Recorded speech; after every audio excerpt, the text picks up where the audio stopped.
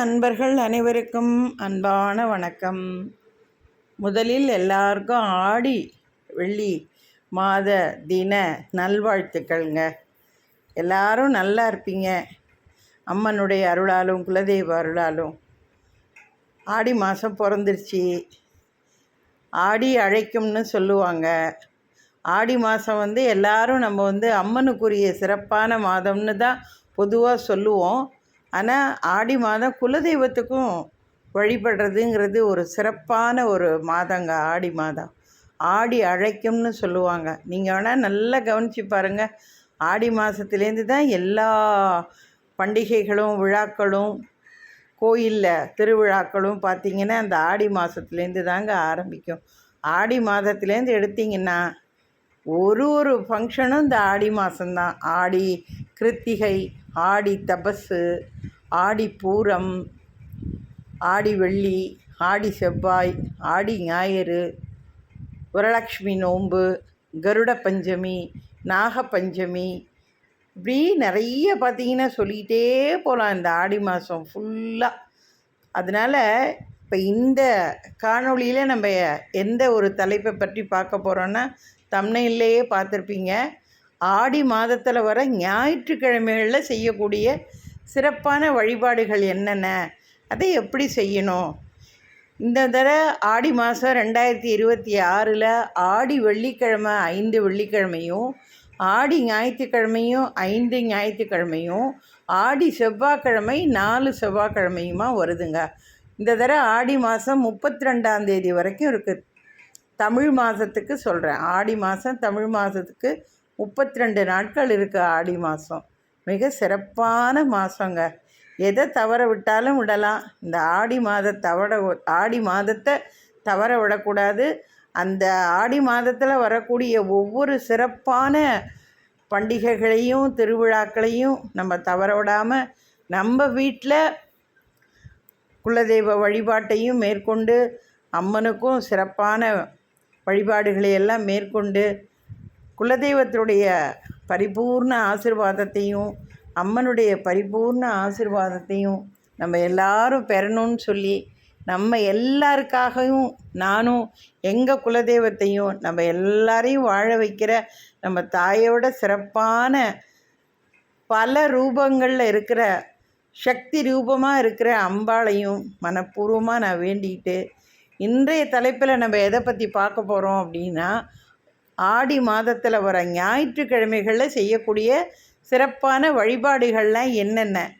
இந்த தடவை 5 ஞாயிற்றுக்கிழமைன்னு சொன்னேன் இல்லையா, ஒரு ஞாயிற்றுக்கிழமையும் என்ன சிறப்பு, அந்த ஞாயிற்றுக்கிழமையில் என்ன நீங்கள் பண்டிகையை கொண்டாடணும், எப்படி கொண்டாடணும், என்னென்ன படையல்கள்லாம் படைக்கணும் அப்படிங்கிறத பற்றி தாங்க உங்களுக்கு விரிவான தகவலாக சொல்ல போகிறேன்.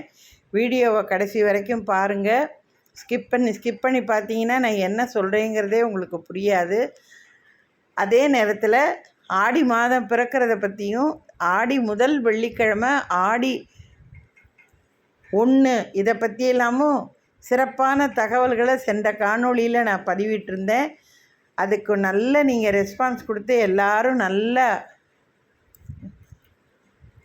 வீடியோவை கவனித்து நிறைய பேர் கமெண்ட்டு போட்டிருந்தீங்க. அம்மா நீங்கள் சொன்னதெல்லாம் உண்மைம்மா, நிஜம்மா, குலதெய்வத்தை வழிபட்டாதாம்மா அதோட அருமையே தெரியும், என்னுடைய வாழ்க்கையில் நான் அதை அனுபவபூர்வமாக நான் உணர்ந்திருக்கேம்மா, நீங்கள் சொன்னது அத்தனையும் உண்மைம்மான்னு சொல்லி நிறைய பேர் எல்லோரும் நீங்கள் கமெண்ட்டு போட்டிருக்கிறத பார்க்கும்போது எனக்கு அப்படியே உடம்பே சிலுத்து போகுதுங்க. ரொம்ப சந்தோஷங்க, ரொம்ப சந்தோஷம். எனக்கு நீங்கள் எல்லோரும் நல்லா ஆசீர்வதித்து வரவேற்பு கொடுத்து என்னோடய வீடியோக்களையெல்லாம் நீங்கள் தவறாமல் பார்த்து உங்களுடைய வலிமை மிக்க அன்பான கமெண்ட்டை நீங்கள் எல்லோரும் போஸ்ட் பண்ணுறதை பார்க்கும்போது ரொம்ப சந்தோஷமாக இருக்குது. தொடர்ந்து இதே மாதிரி எனக்கு நல்ல ஆதரவு கொடுத்து என்னை ஊக்கப்படுத்துங்க. இப்போ வாங்க நம்ம வீடியோக்குள்ளே போகலாம். இப்போ இந்த வருஷம் 2026 ஆடி மாதத்தில் வர இந்த 5 ஞாயிற்றுக்கிழமைகளில் ஒரு ஞாயிற்றுக்கிழமையும் என்ன சிறப்பு, அன்னைக்கு என்ன பூஜை நம்ம பண்ணணுங்கிறத பற்றி நான் சொல்கிறேன். நீங்கள் இந்த 5 வாரத்தில் ஒவ்வொரு வார ஞாயிற்றுக்கிழமையும் நான் சொல்லக்கூடிய இந்த வழிபாடுகளை மேற்கொண்டாலும் சரி, இல்லை என்னாலெல்லாம் வாரம்லாம் எதுவும் செய்ய முடியாதுமா. ஏதாவது ஒரு வாரம் ஞாயிற்றுக்கிழமையில நாங்கள் செய்கிறோம். ஏன்னா எல்லாமே ஞாயிற்றுக்கிழமையில வர்றதுனால கண்டிப்பாக அன்றைக்கி எல்லாராலையும் செய்ய முடியும் அப்படின்னு சொல்லி நம்ம யாரையும் நிர்பந்தப்படுத்த முடியாது, கட்டாயப்படுத்த முடியாது. அவங்கவுங்க குடும்ப சூழ்நிலை, பெண்களாக இருந்தால் மாதவிடாய் வர்றது, அப்புறம் சண்டே லீவுன்னா அன்றைக்கி எல்லோரும் விடுமுறையை என்ஜாய் பண்ணுறது, இந்த மாதிரி எவ்வளவோ இருக்குது ஒரு குடும்ப சூழ்நிலை. என்ன செய்யணும், எப்படி செய்யணும், என்ன செஞ்சால் அதுக்கு சிறப்பு, அதுக்கு என்ன பலன் அப்படிங்கிறத நான் உங்களுக்கு சொல்லி கொடுத்துட்றேன். அதை நீங்கள் முறையாக பின்பற்றி நீங்கள் வழிபடுறதுங்கிறது 100க்கு 100 உங்களுடைய குடும்ப சூழ்நிலை, உடல் ஆரோக்கியம், பொருளாதாரம் இதை எல்லாத்தையும் அடிப்படையாக கொண்டது தாங்க அது. இப்போ வாங்க வீடியோக்குள்ளே போகலாம். இப்போ இந்த வாரம் ஆடி மாதத்தில் 5 ஞாயிற்றுக்கிழமை வருதுன்னு சொன்னேன் இல்லையா? இப்போ முதல் ஞாயிற்றுக்கிழமை 19ஆம் தேதி வருது. 19/7/2026. இப்போ இந்த அடுத்த ஞாயிற்றுக்கிழமை 25/7/26, 3வது ஞாயிற்றுக்கிழமை 2/8/26, 4வது ஞாயிற்றுக்கிழமை 9/8, 5வது ஞாயிற்றுக்கிழமை 16/8. ஆக 5 ஞாயிற்றுக்கிழமையும் வருது. அதனுடைய தேதிகளை எல்லாமும் நான் கொடுத்துருக்கேன். இப்போ முதல் ஞாயிற்றுக்கிழமை 19/7/2026 என்ன பூஜையை நம்ம மேற்கொள்ளணும், எப்படி வழிபடணும்னு சொல்லி அடுத்தடுத்து வர ஞாயிற்றுக்கிழமையிலையும் நம்ம எப்படி பூஜை செய்யணும், படைக்கிறதுங்கிறதையும் நான் விரிவாக சொல்கிறேங்க. நீங்கள் அதை முறையாக பின்பற்றி வழிபடுங்க. வாங்க வீடியோக்குள்ளே போகலாம். இந்த ஞாயிற்றுக்கிழமையில் செய்யக்கூடிய அதுவும் குறிப்பாக அம்பாளுக்கு செய்யக்கூடிய வழிபாடுங்கிறது மிக மிக ரொம்ப ஒரு சிறப்பான முக்கியமான ஒரு வழிபாடுங்க. அது ஞாயிற்றுக்கிழமையில் செய்கிற வழிபாடு வளரும்னு சொல்லுவாங்க. அன்னைக்கு செய்கிற எந்த ஒரு நல்ல காரியமாக இருக்கட்டும், நமக்கு அது மென்மேலும் நல்ல வளர்ச்சி அடைந்து நல்ல ஒரு உயர்வை கொடுக்கும்னு சொல்லி பொதுவாக சொல்லுவாங்க நம்ம பெரியவங்க எல்லாரும். அதுவும் குறிப்பாக ஞாயிற்றுக்கிழமையில் நீங்கள் தானம் செய்தீங்கன்னா அது இன்னும் ரொம்ப உங்களை மென்மேலும் நல்ல ஒரு நிலையில் உயர்வடைய செய்யுங்கிறதும் ஒரு உன்னதமான சத்தியமான ஒரு உண்மைங்க அது. நீங்கள் இப்போ இந்த 19/7/2026 வர இந்த ஞாயிற்றுக்கிழமை அன்னைக்கிங்க வீட்லேயும் சரி இல்லை கோவில்லையும் சரி பொங்கல் வைத்து வழிபாடு பண்ணுங்கங்க. நம்ம வீடுங்கள்லாம் ஏதாவது ஒரு தடங்கள் ஏற்படுது, நம்ம நினச்ச காரியம் உடனே நடைபெறாமல் 1008 தடங்கல்கள், முன்ன போனால் செய்ய முடியல, பின்ன வந்தால் செய்ய முடியல, இது பிரச்சனை அது பிரச்சனைன்னெல்லாம் நம்ம வீட்டில் நம்ம எல்லாம் பேசிக்கிட்டு இருப்போம், சொல்லிக்கிட்டு இருப்போம்.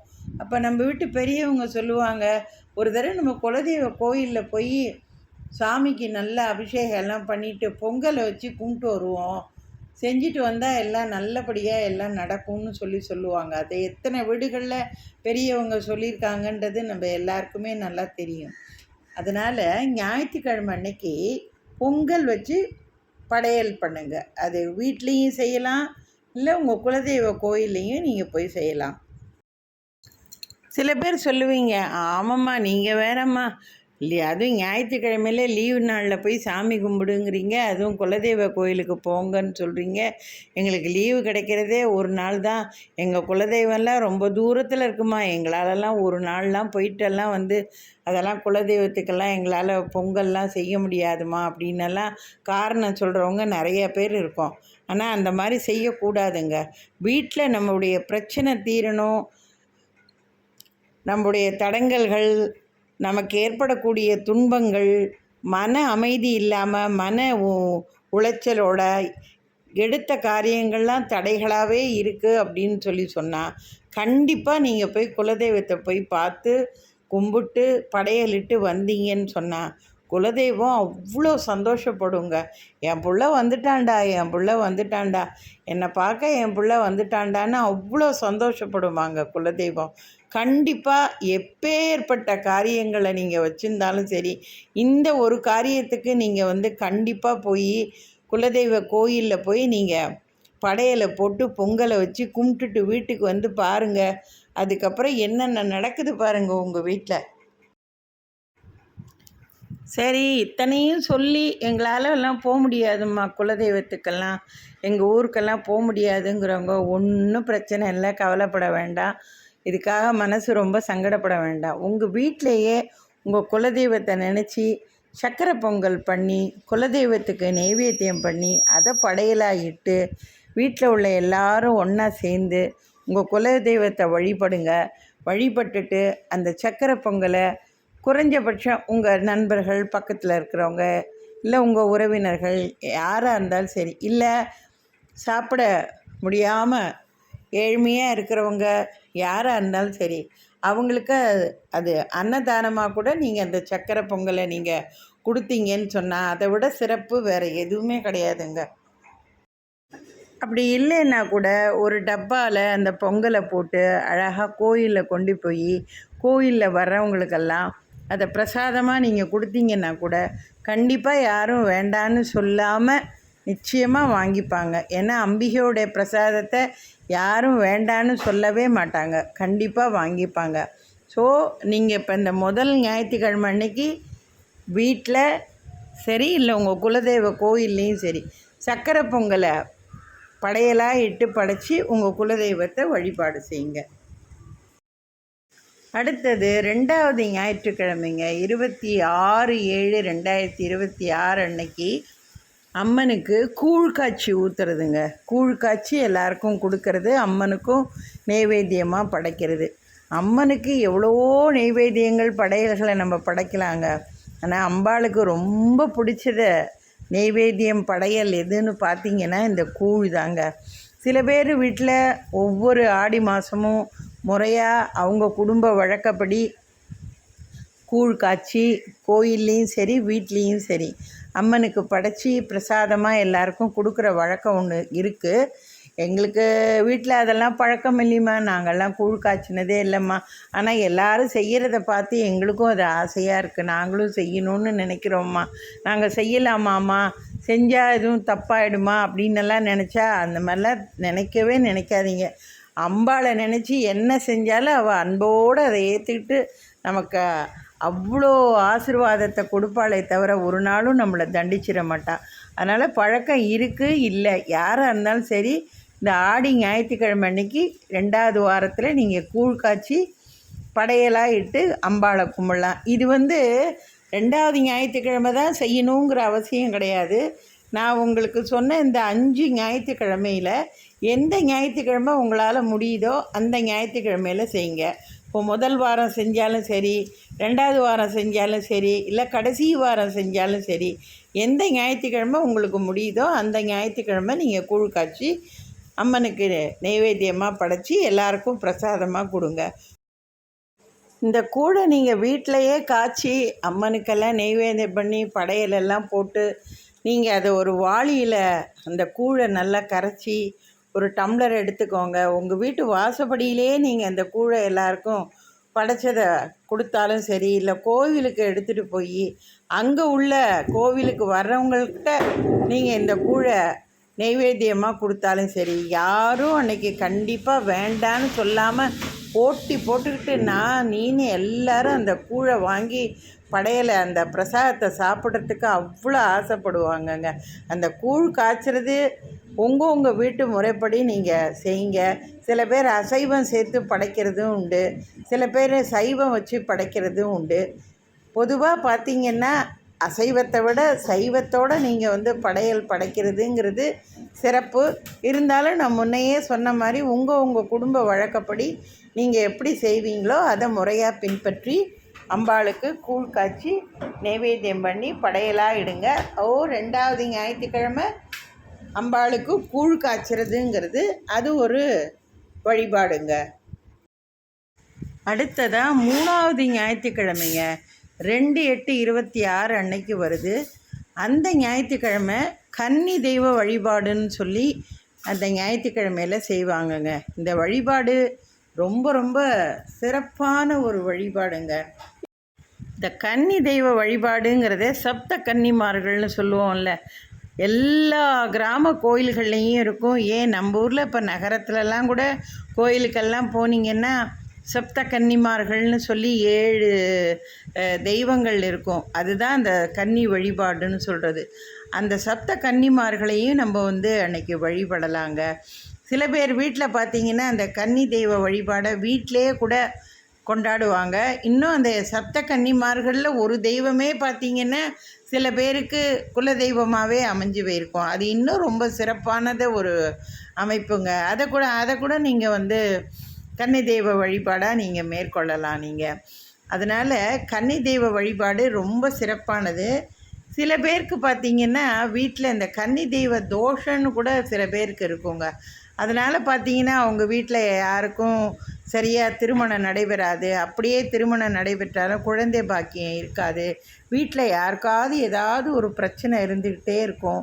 ஒரு வீட்டில் ஒரு நிம்மதியோ சந்தோஷமோ மகிழ்ச்சியோ எதுவுமே இருக்காது. எங்கே போனாலும் தடைன்னு மனசே ரொம்ப நமக்கு கவலையாக போயிடுங்க. அந்த மாதிரி நீங்கள் இருக்கிறவங்க அதாவது ஒரு 10 வயசுக்குள்ளே இருக்கிற ஒரு சின்ன பெண் குழந்தைய நீங்கள் கன்னி தெய்வமாக நீங்கள் அதை மனசில் அவங்கள அந்த குழந்தைய நீங்கள் பாவித்து வீட்டுக்கு கூட்டிகிட்டு அந்த கன்னி குழந்தைக்கு பாத பூஜையெல்லாம் பண்ணி அந்த குழந்தைக்கு தேவையான புது வஸ்திரங்கள்லாம் வாங்கி கொடுத்து வயிறு நிறைய சாப்பாட்டை கொடுத்து அந்த குழந்தைக்கு என்னென்ன பிடிக்குமோ அதெல்லாம் நீங்கள் வாங்கி கொடுத்து அந்த குழந்தையோட காலில் விழுந்து குடும்பமே சாஷ்டானமாக விழுந்து கும்பிட்டு எங்களை நல்லபடியாக ஆசீர்வதிமான்னு அந்த பொண்ணை சொல்லி ஆசீர்வாதம் வாங்கினீங்கன்னா உங்கள் குடும்பத்தில் உள்ள இந்த கன்னி தெய்வ தோஷங்கிறதெல்லாம் நீங்கி அடுத்தடுத்து உங்கள் வீட்டில் நடக்கிறது எல்லாமே சுபகாரியமாக சுப நிகழ்வாக சுப சம்பத்தாக நடக்குங்க. அதனால் இந்த கன்னி தெய்வ வழிபாடுங்கிறதும் ரொம்ப முக்கியம். ஸோ நீங்கள் 3வது ஞாயிற்றுக்கிழமை இந்த கன்னி தெய்வ வழிபாட்டையும் நீங்கள் உங்கள் வீட்டில் நீங்கள் மேற்கொள்ளலாங்க. நீங்கள் அது உங்களுடைய குடும்ப வழக்கம் முறை இதை பொறுத்ததும் இருக்குங்க. கன்னி தெய்வ வழிபாடு அப்படிங்கிறது அதுக்காக முறை இல்லாதவங்களும் கும்பிடக்கூடாதா அப்படின்னெல்லாம் இல்லை. அப்படிலாம் ஒன்றும் கிடையாது. தெய்வத்தை வழிபடுறதுக்கு எந்த விதமான ரூல்ஸ் அண்ட் ரெகுலேஷன்லாம் எதுவும் கிடையாது. இருந்தாலும் வழிபாட்டில் இதுவும் ஒரு முக்கியமான வழிபாடுன்றதுனால நான் இதை சொல்கிறேன். இதை பின்பற்றி செய்யக்கூடியது அவங்கவுங்களுடைய விருப்பத்தை பொறுத்ததுங்க. ஸோ 3வது வாரம் கன்னி தெய்வ வழிபாடு. இப்போ அடுத்தது 4வது வாரம் பார்ப்போம். 9/8/2026 அன்று என்ன வழிபாடை மேற்கொள்கிறதுங்கிறத அடுத்தது சொல்கிறேன். நான் 9/8/2026 அன்று அந்த ஞாயிற்றுக்கிழமை அன்னைக்கு நம்ம செய்யக்கூடிய பிரார்த்தனை கூட்டு பிரார்த்தனைங்க. பொதுவாகவே சொல்லுவாங்க, தனியாக வேண்டதை விட எல்லாருமா சேர்ந்து ஒருமித்த கருத்தோடு நான் எந்த ஒரு நம்முடைய நினைத்த காரியமாக இருக்கட்டும், பிரார்த்தனையாக இருக்கட்டும், கோரிக்கையாக இருக்கட்டும், அதை எல்லாரும் அவங்கவுங்க மனசில் அதை நிலைநிறுத்தி நம்ம தெய்வத்துக்கிட்ட உட்காந்து எல்லாருமா பிரார்த்தனை பண்ணும்பொழுது அதுக்கு அவ்வளோ சக்தி வலிமை உண்டுன்னு சொல்லுவாங்க. அது கோரிக்கைகள், காரியங்கள், பிரார்த்தனைகள் எது வேணாலும் இருக்கலாம். குடும்பத்தில் மகிழ்ச்சி இருக்கலாம், பெண் பிள்ளைகளுக்கு ஆண் பிள்ளைகளுக்கெல்லாம் நல்ல வேலை கிடைக்கிறது, திருமணம் ஆகிறது, குழந்தை பாக்கியம் கிடைக்கிறது, அப்புறம் வீட்டில் கணவன் மனைவிக்குள்ளே ஒத்துமையாக இருக்கிறது, குடும்பத்தில் மகிழ்ச்சி நிம்மதி அமைதி நினைக்கிறது, இல்லை உலக நன்மைக்காகவும் எதுக்காக வேணாலுங்க நம்ம கூட்டு பிரார்த்தனை மேற்கொள்கிறதுங்கிறது ரொம்ப ரொம்ப விசேஷங்க. அதை நீங்கள் குடும்பத்தில் உள்ள உங்கள் உறுப்பினர்கள் மட்டும் நீங்கள் செஞ்சாலும் செய்யலாம், இல்லை உங்கள் நண்பர்களை யார் வேணாலும் நீங்கள் சேர்த்துக்கலாம், இல்லை நீங்கள் குடியிருக்கிற உங்கள் குடியிருப்புகளில் பக்கத்தில் இருக்கிற உங்கள் குடும்ப நண்பர்களையும் நீங்கள் யார் வேணாலும் சேர்த்துக்கிட்டு அந்த ஞாயிற்றுக்கிழமை அன்னைக்கு ஒன்று காலையில் பண்ணுங்கள், இல்லை சாயந்தரமாக பண்ணுங்கள். உங்களுக்கு 2 டயத்தில் எது உங்களுக்கு ஒத்து வருதோ அந்த டயத்தை நீங்கள் சூஸ் பண்ணிக்கிட்டு அந்த ஒரு நேரத்தை நீங்கள் முறையாக பயன்படுத்திக்கிட்டு உங்களுடைய தேவைகள் என்ன, பிரார்த்தனைகள் என்னங்கிறத எல்லாரும் ஒருமித்த கருத்தாக அதை நீங்கள் எடுத்துக்கிட்டு கூட்டு பிரார்த்தனை பண்ணுங்கங்க. இந்த கூட்டு பிரார்த்தனையை பண்ணி எல்லாம் நிறைவேறினதுக்கு அப்புறம் அது நீங்கள் காலையில் பண்ணுறீங்கன்னா வர்றவங்களுக்கு மத்தியானம் நல்ல வயிறார அறுசுவை உணவோட சாப்பாடு போட்டு அனுப்புங்க. இல்லை சாயந்தரத்தில் வராங்கன்னா நைட்டில் அவங்களுக்கு ஏதாவது டிஃபனுக்கு அரேஞ்ச் பண்ணி வந்தவங்களுக்கு நல்ல வயிறார சாப்பாடை போட்டு அவங்கள மன நிறைவோட மகிழ்ச்சியோடு நீங்கள் அனுப்பிச்சி வச்சிங்கன்னு சொன்னால் உங்கள் குடும்பத்தில் கண்டிப்பாக மன நிம்மதி, மகிழ்ச்சி, செல்வ செழிப்பு, சகல சௌபாக்கியங்கள், நம்மளுடைய தடைப்பட்ட காரியங்கள்லாம் என்னென்னவோ அதெல்லாம் அடுத்தடுத்து கண்கூட டக்கு டக்குன்னு நடக்கிறத நம்ம நிதர்சனமாக நம்ம பார்க்கலாங்க. நான் சொன்ன இத்தனை சுப நிகழ்வுகளும் இந்த கூட்டு பிரார்த்தனைக்கு மிகப்பெரிய சக்தி உண்டுங்க. அதை சாதாரணமாக நினைக்காதீங்க. கண்டிப்பாக அந்த 9/8/2026 அன்று உள்ள ஞாயிற்றுக்கிழமை அன்னைக்கு செய்யுங்க. அப்புறம் கடைசி ஞாயிற்றுக்கிழமை 16/8/26 அன்னைக்கு நாகபஞ்சமி, கருட பஞ்சமிலாம் வருது. இந்த நாகபஞ்சமி, கருட பஞ்சமியெல்லாம் வழி வழியாக முறையாக எப்படி உங்கள் வீட்டில் நீங்கள் அதை முறைப்படி வழிபடுவீங்களோ அதுபடி வழிபடுங்க. எங்களுக்கு அதெல்லாம் பழக்கம் இல்லைம்மா, அதை அப்படின்னா என்னன்னே எங்களுக்கு தெரியாது, நாங்கள் அதெல்லாம் ஒன்றும் கும்பிடுறது இல்லைம்மான்னு சொன்னால் அதை நீங்கள் கும்பிடணுங்கிற கட்டாயமும் கிடையாது, அவசியமும் கிடையாது. அது அவங்கவுங்களுடைய விருப்பம். அடுத்ததாக ஒவ்வொரு வாரமும் இந்த மாதிரி சிறப்பாக எல்லாம் செஞ்சு தான் வழிபடணுமாம்மா, சிம்பிளாக எதுவும் செய்யறதுக்கு ஒன்றும் வழி இல்லையா அப்படின்னு சொல்லி நீங்கள் உங்கள் மைண்ட் வாய்ஸ் கேட்குது. தாராளமாக செய்யலாம். எப்பொழுதுமே நான் சொல்கிறது தான், உங்களால் என்ன முடியுமோ முடிஞ்சதை செஞ்சு சுவாமிக்கு படைங்க. சந்தோஷமாக சுவாமி ஏற்றுக்கும். எனக்கு இதுதான் வேணும் அதுதான் வேணும்னு குலதெய்வமும் சரி அம்பாளும் சரி நம்மக்கிட்ட கட்டாயப்படுத்த போகிறதில்ல. அதனால் நமக்கு என்ன முடியுமோ முடிஞ்சதை சுத்தபத்தமாக நல்லபடியாக சுவாமிக்கு வச்சு நைவேத்தியம் பண்ணுங்க. பாலில் தேன், நெய், பச்சைக்கற்பூ இதெல்லாத்தையும் கலந்து கூட நீங்கள் நைவேத்தியமாக வச்சு படைக்கலாம். டெய்லி வீட்டில் சாதம் வடிப்போம்ல, அந்த சாதத்தோடு கொஞ்சமாக பருப்பு, நெய் கலந்து அதை கூட நீங்கள் சுவாமிக்கு நைவேத்தியமாக படைக்கலாம். பழங்களை வாங்கி படைக்கலாம். இந்த மாதிரி நம்மளால் என்ன முடியுமோ முடிஞ்சதை நம்ம நைவேத்தியமாக படைக்கலாம். எல்லாத்த விட மிக சிறப்பு என்னன்னு பார்த்தீங்கன்னா, நான் ஆரம்பத்திலேயே சொன்ன மாதிரி ஞாயிற்றுக்கிழமை அன்னைக்கு அன்னதானம் பண்ணுறதுங்கிறது அவ்வளோ விசேஷம்னு சொல்லி நான் சொன்னேன். ஸோ இந்த ஞாயிற்றுக்கிழமை அன்னைக்கு 5 ஞாயிற்றுக்கிழமை வருது. உங்களால் எத்தனை பேருக்கு அன்னதானம் கொடுக்க முடியுமோ அது உடனே நீங்கள் வீட்டில் எல்லாம் வடை பாயசத்தோடு சமைச்சி எல்லாம் கொடுக்கணுன்னு உங்களை சொல்லலை. ஹோட்டலில் வாங்கி கொடுத்தா கூட பரவாயில்ல. இப்போ நீங்கள் காலையில் வாங்கி கொடுக்குறீங்கன்னா காலை டிஃபன், மத்தியானம்னா ஒரு சாப்பாடு, அதுமாரி நைட்டு டிஃபன் வாங்கி தரீங்கன்னா ஒரு டிஃபன், அந்த மாதிரி உங்களுடைய பொருளாதார வசதி எப்படியோ அதுக்கு தகுந்த மாதிரி யாராவது ஒரு 2 பேர் இல்லை 3 பேருக்கு இந்த ஒவ்வொரு ஞாயிற்றுக்கிழமையும் நீங்கள் அன்னதானமாக வாங்கி கொடுத்தீங்கன்னு சொன்னால் அதை விட சிறப்பு வேறு எதுவுமே கிடையாதுங்க. நீங்கள் இந்த ஆடிக்கு இந்த மாதிரி நீங்கள் பண்ணீங்கன்னு சொன்னால் அடுத்த ஆடிக்கு இதை விட பல மடங்கு நீங்கள் 50, 100ன்னு இத்தனை பேருக்கு நீங்கள் அன்னதானம் பண்ணுற அளவுக்கு உங்களுடைய வாழ்வாதாரமும் சரி, வசதியும் சரி, உங்களுடைய குடும்ப உயர்வும் சரி மிக உன்னதமாக உயர்வடைந்து அந்த அம்பாள் உங்களுக்கு சரி, குலதெய்வமும் சரி பரிபூர்ண ஆசீர்வாதத்தை கொடுக்குங்கிறதுல எந்த வித மாற்று கருத்தும் இல்லை, சந்தேகமும் இல்லைங்க. என்னங்க, இந்த ஆடி ஞாயிற்றுக்கிழமை சிறப்பு வழிபாடுகளை பற்றி எனக்கு தெரிஞ்ச தகவல்களின் அடிப்படையில் நான் எல்லாம் சொல்லியிருக்கேங்க. இதில் உங்களுக்கு என்ன முடியுமோ, என்ன உங்களால் பின்பற்ற முடியுமோ அதை நல்லபடியாக முறையாக நீங்கள் பின்பற்றி இந்த ஆடி ஞாயிற்றுக்கிழமை சிறப்பு வழிபாடுகளை மேற்கொள்ளுங்க. அடுத்த ஆடியில் இன்றைக்கி இருக்கிற நீங்கள் நிலையை விட பன்மடங்கு நீங்கள் உயர்ந்து நிச்சயமாக உங்கள் குடும்பத்தோடையும் மகிழ்ச்சியாக சந்தோஷமாக வாழ்வீங்கன்றதில் எந்தவித மாற்று கருத்தும் இல்லைங்க. இதை போன்ற நல்ல பயனுள்ள ஆன்மீக தகவல்களை நீங்கள் தொடர்ந்து பார்க்கணுன்னா என்னுடைய வில்வம் ஆன்மீகம் சேனலை சப்ஸ்கிரைப் பண்ணி பெல் சிம்பலை கிளிக் பண்ணி வச்சுக்கோங்க. என்னோடய எல்லா வீடியோவும் நோட்டிஃபிகேஷன் சிம்பலோடு உங்களுக்கு உடனே வந்துடுங்க. எனக்கு நல்ல ஆதரவு கொடுங்க. உங்களுடைய ஆதரவு என்னுடைய வளர்ச்சி, மகிழ்ச்சிங்க. வாழ்க வளமுடன்ங்க.